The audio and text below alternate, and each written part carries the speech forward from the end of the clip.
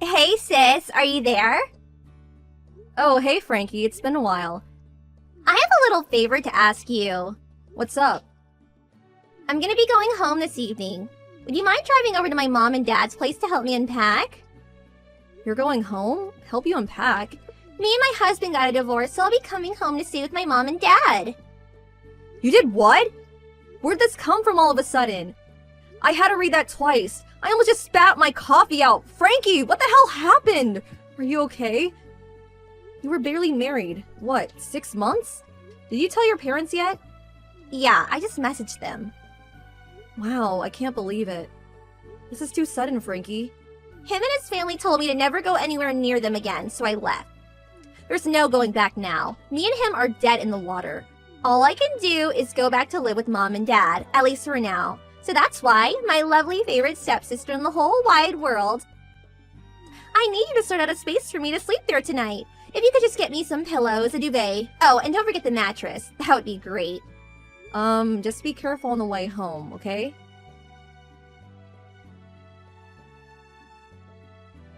Madeline, is now a good time? What is it? I have a date with my boyfriend today. What? You have a new boyfriend already? Hold your horses, sis. I'm not finished yet. So here's the thing. The plan is to meet each other at the date spot.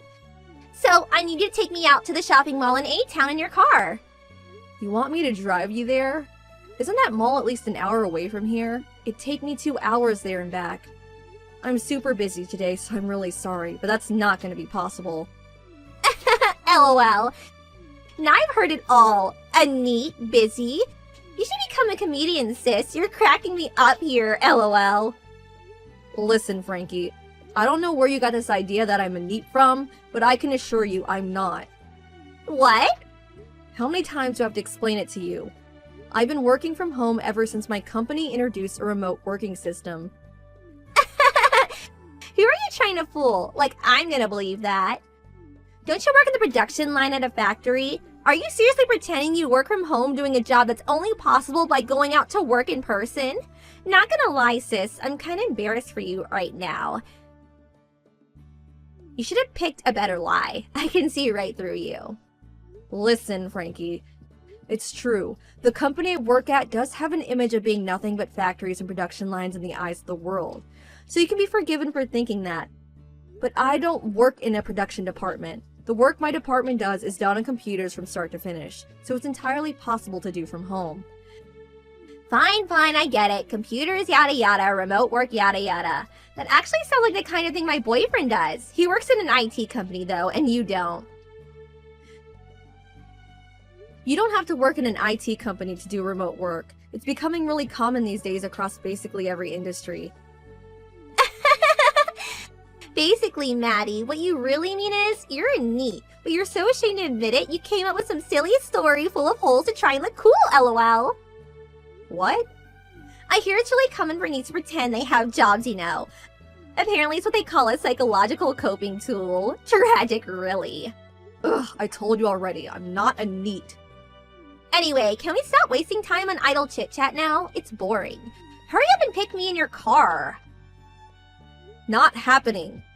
Why? Because I have work today. Huh? You're a neat but you have work?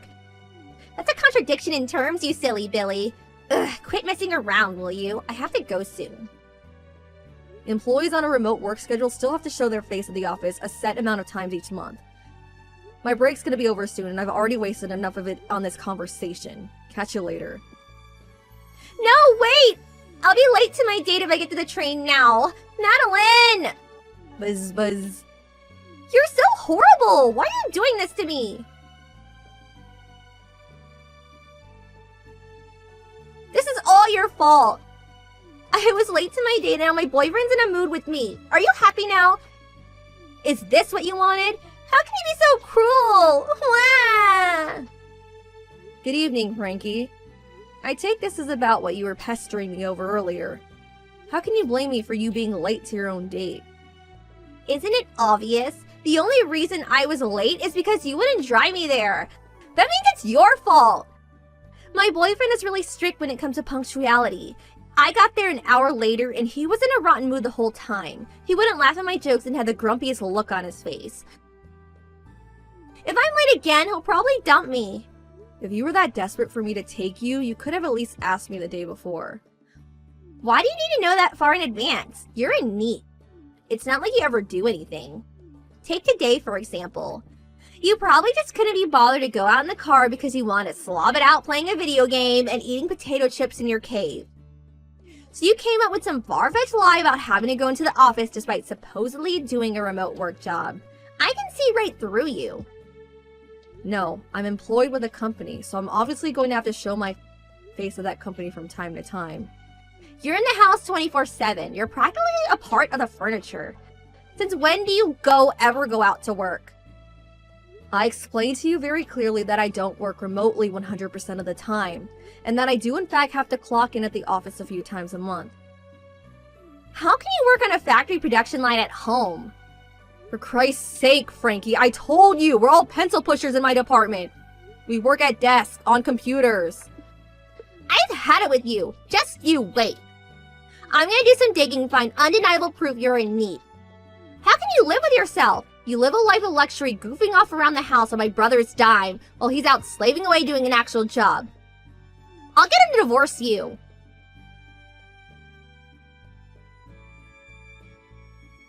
Frankie! Oh look, it's my pitiful need of a sister-in-law. Get back here right now. N-O. Know what that spells? LOL. I'm on an apology date right now because someone made me late for my last one. There's no way I'm letting you mess things up for me again. Actually, there's a chance I won't be coming home tonight if you catch my drift. You've been messing with my computer, haven't you? Oh, what's this? Sorry, I don't know what you mean. I saw you letting yourself into my room with my mom and dad's spare key. Huh? I have security cameras set up in my study. I saw you plain as day sneaking in and doing something on my computer. Are you really gonna carry on playing innocent? Stop screwing me around, Frankie. This isn't a joke. Wow, I got found out a whole lot sooner than I expected. You're pretty smart for a NEET. You admit it then? Fine, whatever. It was me.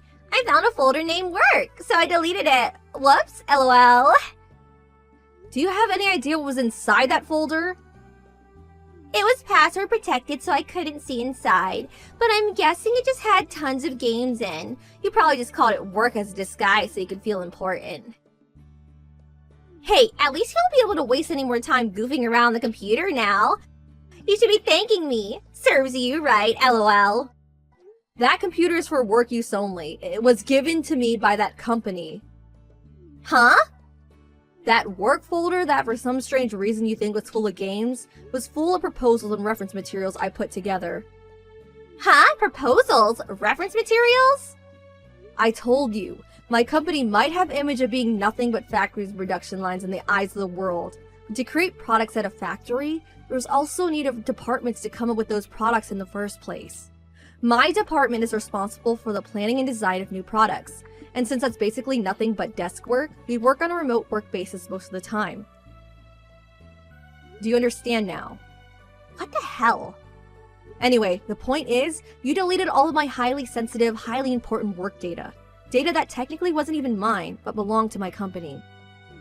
But... Obviously, I can't let you get away with that. So I have no choice but to report what you've done to your parents. What? No, wait! The funny thing is, Frankie, they told me all about you.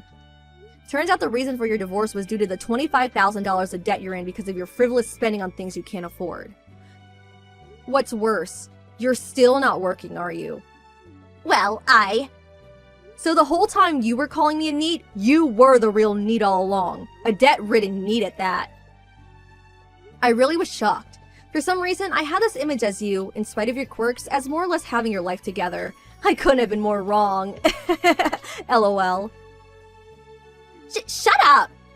Oh yeah, that reminds me. Your mom and dad told me to pass on a message to you. Shopping needs who go around causing trouble for others are not welcome in our house. Get your things together and get the hell out. That's the message. Bye! Oh my god!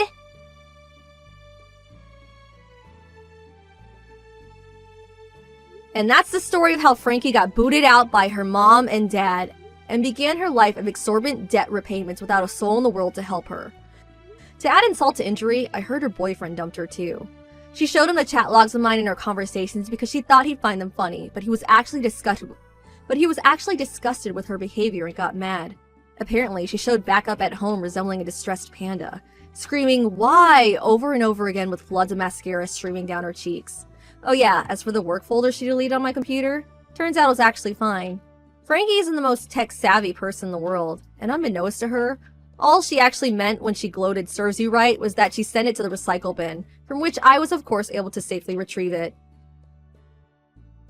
Naturally, I don't intend on telling her that. I feel like she's more likely to reflect on what she's done if she believes she caused me great inconvenience. I'm praying that she uses this whole affair as an opportunity to become a better person.